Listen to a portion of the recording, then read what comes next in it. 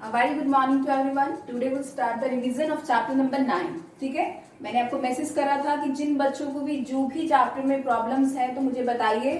तो बच्चों ने मुझे भेजा कि चैप्टर 9 में भी कुछ प्रॉब्लम्स हैं, तो वो उनको मैं सॉल्व करवा रही हूँ, कैसे करना है। Okay, so see the first question, list 5 rational numbers between. Obviously जब मैंने इंट्रोडक्शन वीडियो करवाया था, दूसरी बात आपको ये बोलूंगी कि जब भी कोई भी चैप्टर है उसका सबसे पहले इंट्रोडक्शन वीडियो देखिए, then you start the chapter. Okay, तो इंट्रोडक्शन वीडियो में मैं सिर्फ वो ही चीजें बताती हूँ जो आप चैप्टर में पढ़ोगे। ओके, तो अब ये जो क्वेश्चंस है, मैंने वही एक्सरसाइज में से क्वेश्चंस लिए हैं जो मुझे लगा होगा कि आपको इन क्वेश्चंस में प्रॉब्लम हो सकती है। ओके, तो अब रैशनल नंबर कौन से होते हैं जिसको हम p बाई क्यू की फॉर्म में लिख सकते हैं। जैसे यहाँ पे एग्जांपल ले लेते हैं 4/5। Okay, this is rational number जिसको हम फ्रैक्शन में लिख सकते हैं, उसको क्या कहेंगे, rational number. But make sure that जो डिनोमिनेटर है वो 0 नहीं होना चाहिए। ठीक है, you can say that p by q which you write in the form of p by q where q is not equals to 0 is called as a rational number. So यहाँ पे देखो 4 भी पॉजिटिव है और ये जो 5 है ये भी पॉजिटिव है, तो इसको क्या कहेंगे, पॉजिटिव रैशनल नंबर। और वैसे अगर यहाँ पे ऐसे हो जाता -4/5 तो ये क्या होगा, नेगेटिव का साइन आ गया, तो इसको क्या कहेंगे, नेगेटिव रैशनल नंबर। ओके, फिर से बता रही हूँ, अगर ऐसा आता है आपका 1/0 तो ये रैशनल नंबर नहीं होगा, बिकॉज इसका जो डिनोमिनेटर है उसमें क्या आ गया, आपका 0 आ गया। ठीक है, तो ये छोटी सी इंट्रोडक्शन मैंने फिर से बता दी, बट एक पूरा इंट्रोडक्शन का वीडियो बना हुआ है, उसको मैं बार बार बोलूंगी कि उसको जरूर देखें कोई भी एक्सरसाइज करने से पहले। तो मैंने ये क्वेश्चन लिया कि रैशनल नंबर्स बताने हैं आपको -2 के बीच में और -1 के बीच में। ठीक है, अब बताने कितने हैं, 5 रैशनल नंबर्स बताने हैं। वो डिपेंड करता है वो आपसे कितने रैशनल नंबर्स के बारे में पूछेगा, हो सकता है 3 के बारे में पूछे, हो सकता है 2 के बारे में या 1 के बारे में। ठीक है, और ये जो एक्सरसाइज के क्वेश्चंस हैं आपके 7th, you are studying the 7th class, ये जो 9th में भी आप निकालोगे, यानी को ना 9th क्लास, उसमें भी रैशनल नंबर्स के क्वेश्चंस आएंगे और उसमें भी आप ऐसे ही क्वेश्चन सॉल्व करोगे। ओके, सो आपको -2 और -1 के बीच में कोई 5 रैशनल नंबर बताने हैं।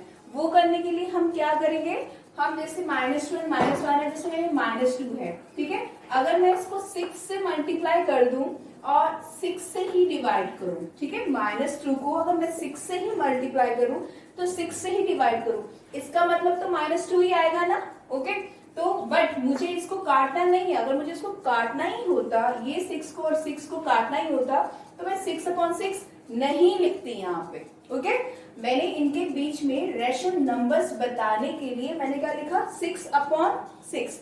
It means that -2 × 6। अब ये जो 6 है ये तो प्लस का है और ये कौन सा है, माइनस का। तो अगर एक माइनस का साइन होता है और एक प्लस का साइन होता है और जो मल्टीप्लाई होता है तो माइनस का साइन ही आता है। बट अगर 2 माइनस के साइन होते हैं तो मल्टीप्लाई होते हैं, तो वो ये तो माइनस के साइन ही प्लस में चेंज हो जाते हैं। ये बच्चों को कंफ्यूजन रहती है हमेशा, और प्लस और माइनस के साइन में वो हमेशा ही गलतियां करते हैं। ठीक है, इसमें आपको मिस्टेक्स नहीं करनी है। ये माइनस का, ये प्लस का है, तो it means that this is -12/6 आया। अगर मैं इसको लोएस्ट फॉर्म में चेंज करूंगी तो -2 ही आएगा ना मेरा। अब यहाँ पे देखिए वैसे ही -1 को, और देखिए -1 है, अब मैं इसको क्या करूंगी, इसको भी मैं 6 से ही मल्टीप्लाई करूंगी, 6 से ही डिवाइड करूंगी। मेक श्योर दैट जो डिनोमिनेटर है वो क्या होना चाहिए, सेम होना चाहिए। मैंने तो अलग अलग एग्जांपल्स ली हैं ये बताने के लिए कि एक तो मैंने ऐसे वाला ले लिया, एक ऐसे वाला, ये भी इसको भी बताऊंगी इसको कैसे सॉल्व करना है। बट यहाँ पे देखिए, अब इसको सॉल्व करेंगे तो ये कितना आया, -6/6 आया। ओके, अब इनके बीच में रैशनल नंबर्स निकालना बहुत इजी रहेगा। और एक और बात बताऊंगी कि जो मेरे रैशनल नंबर आए हैं, जरूरी नहीं है आपके भी वो रैशनल नंबर आए। ठीक है, हो सकता है आपने किसी और से मल्टीप्लाई करा हो। ठीक है, तो अब ये कितना हुआ, -12/6, ये ऐसे हुआ -12/6। ओके, और इसके बाद -12/6 के बाद पहले -11/6, देन -10/6, then -9/6, then -8/6, then यहाँ पे एक बार लिख रही हूँ -7/6 and then -6/6, ये आएगा आपका। ओके, अब देखिए यहाँ पे -12 कितने लिखने थे? 5, 1 2 3 4 5, तो 5 रेशनल नंबर्स बोला था, तो 5 रेशनल नंबर्स आ गए। तो इसको आप ऐसे इसको लिख सकते हैं -2 एंड देन -11/6 और यहाँ पे -10/6 एंड देन -9/6, -8/6 एंड -7/6 और यहाँ पे -1 आ जाएगा। ओके, इस हिसाब से रेशनल नंबर्स को निकालना होता है। ओके, फिर से बता रही हूँ, जरूरी नहीं है कि जो मैंने आपको इस हिसाब से मेथड करवाया तो आपको भी वही करना है, ऐसा नहीं है। अगर आपको कोई और मेथड आता है तो वैसे भी कर सकते हो। अगर सपोज दैट इसके बीच में 10 रेशनल नंबर्स आ जाते मेरे, बट बोला था 5, तो मैं कोई 5 रेशनल नंबर ले लेती। ऐसा कुछ नहीं है कि उन्होंने 5 बोला और आपने 10 निकाल दिए और आपको लगे कि हमारा आंसर गलत है, ऐसा नहीं होगा। ओके, अब ये वाला क्वेश्चन देखते हैं। अब ये डिनोमिनेटर में है। अब यहाँ पे भी सेम क्वेश्चन है, list 5 rational numbers. Rational number आपको 5 ही निकालने हैं। ओके, किसके बीच में? -4/5 के बीच में और -2/3 के बीच में। आपने जब मैंने ये क्वेश्चन देखा होगा, आपने जब समझा होगा, तो आपने ये देखा होगा कि दोनों के डिनोमिनेटर मैम ने सेम करे हैं। इट मींस दैट इसके डिनोमिनेटर में भी 6 है और इसके डिनोमिनेटर में भी 6 है। तो इट मींस दैट आपको इतना तो एग्जैक्टली पता चल गया होगा कि कोई भी जो दो नंबर्स बताए हैं, अगर उनके बीच में मुझे रेशनल नंबर्स बताने, तो उनका मेक श्योर दैट कि उनका जो डिनोमिनेटर है वो सेम होना चाहिए। तो इतना आपको पता है, जो डिनोमिनेटर है उनको सेम करने के लिए हम क्या करते हैं? दोनों का एलसीएम लेते हैं। ठीक है, हम लेंगे एलसीएम ऑफ 5 और 3। 5 भी प्राइम नंबर है और 3 भी प्राइम नंबर है। तो अगर दो प्राइम नंबर्स हो तो उनका जो एलसीएम दोनों को मल्टीप्लाई करके आता है, तो इट मींस दैट जो इसका एलसीएम है वो कितना आ जाएगा? 15 आ जाएगा। ओके, अब देखिए, अब मैं क्या करूंगी, इनका जो डिनोमिनेटर है वो सेम करूंगी। तो ये कितना है? -4/5 और डिनोमिनेटर 15 है, 3 से मल्टीप्लाई 3 से डिवाइड करूंगी, तो ये कितना हुआ? -12/5 3 15। ओके, अब इसको लेते हैं, ये कितना हुआ? -2/3 और इसको भी किससे करूंगी मैं? डिनोमिनेटर, इसको डिनोमिनेटर सेम करने के लिए 5 से डिवाइड करना पड़ेगा, 5 से मल्टीप्लाई करना पड़ेगा। तो 5 2 10 और माइनस का साइन इसलिए आया बिकॉज इसके साथ माइनस था। और यहाँ पे कितना है? 5 3 15। ओके, अब आपने एक चीज देखी होगी कि अगर मैं इन दोनों के बीच के रेशनल नंबर्स की बात करूं, मुझे कितने रेशनल नंबर्स बोला गया है? 5 रेशनल नंबर्स बोला गया है, बट इसके हिसाब से तो एक ही रेशनल नंबर आ रहा है, दैट इज -11/15।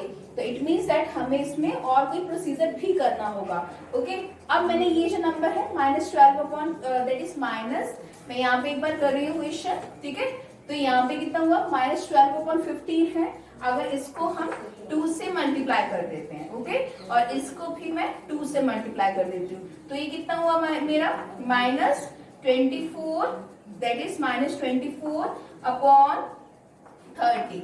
ओके, यही होता है -24/30 और इसको भी 2 से मल्टीप्लाई करूं तो ये, और इसको भी करूं तो ये कितना हुआ? -20/30।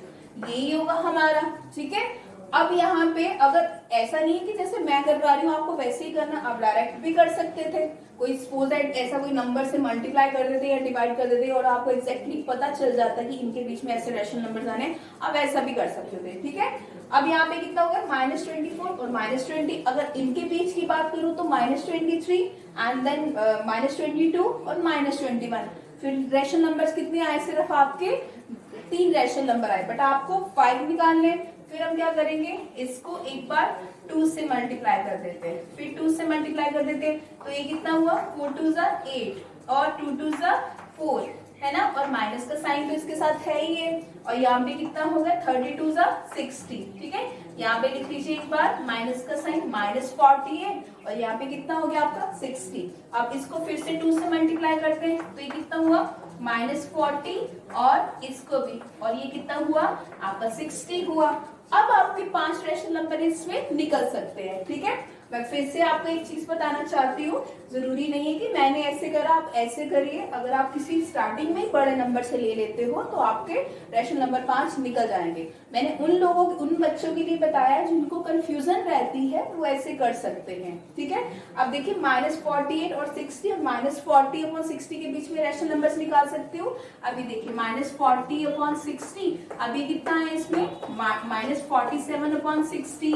अब यहाँ पे और कितना आएगा -46 अपॉन 60 एंड देन -45 अपॉन 60 एंड आपको -44 अपॉन 60 एंड देन -43 अपॉन 60 और -42 upon 60 -41 upon 60 and then last -40 upon 60। Okay, यही आएगा। अब आपको रेशनल नंबर्स लिखने कितने हैं 5, आपके कितने निकले 1 2 3 4 5 6 7। आपने 7 रेशनल नंबर्स निकाले बट बोला कितना है 5, तो आप इन दोनों के बीच में कोई 5 रेशनल नंबर्स आप लिख सकते हैं, ठीक है। आपका क्वेश्चन गलत नहीं होगा, समझ आई। कोई भी 5 रेशनल नंबर्स आप इन दोनों के बीच में लिख सकते हैं। चलिए अब एक और क्वेश्चन देखते हैं। ये तो इसका पार्ट करा मैंने यहाँ पे, ओके। अब यहाँ पे देखते हैं, give 4 rational number equivalent. Equivalent का क्या मतलब होता है, इक्वल होना, ओके। इक्विवेलेंट इस मतलब नाम से ही आपको पता चल रहा है। तो कहते हैं कि गिव 4 रेशनल नंबर इक्विवेलेंट, ठीक है।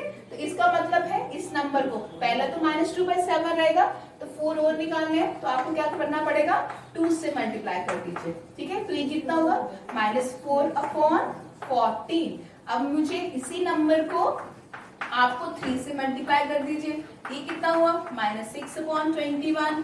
अब आप इसी नंबर को -2 अपॉन 7 को मुझे 4 से मल्टीप्लाई करना है, दैट इज -8 अपॉन 28। और इसी नंबर को -2/7 को मैं 5 से मल्टीप्लाई कर देती हूँ और 5 से ही डिवाइड करती हूँ, तो ये कितना आया -10 अपॉन 35, ठीक है। आपको कोई कितने 4 इक्विवेलेंट, इक्विवेलेंट का मतलब फिर से बता रही हूँ, इसका मतलब होता है इक्वल। अगर आप किसको भी लोएस्ट फॉर्म में चेंज करके देखो, इसको अगर मैं लोएस्ट फॉर्म में चेंज करती हूँ तो ये कितना आएगा -2 अपॉन 7 आएगा, देखो इक्विवेलेंट हो गया।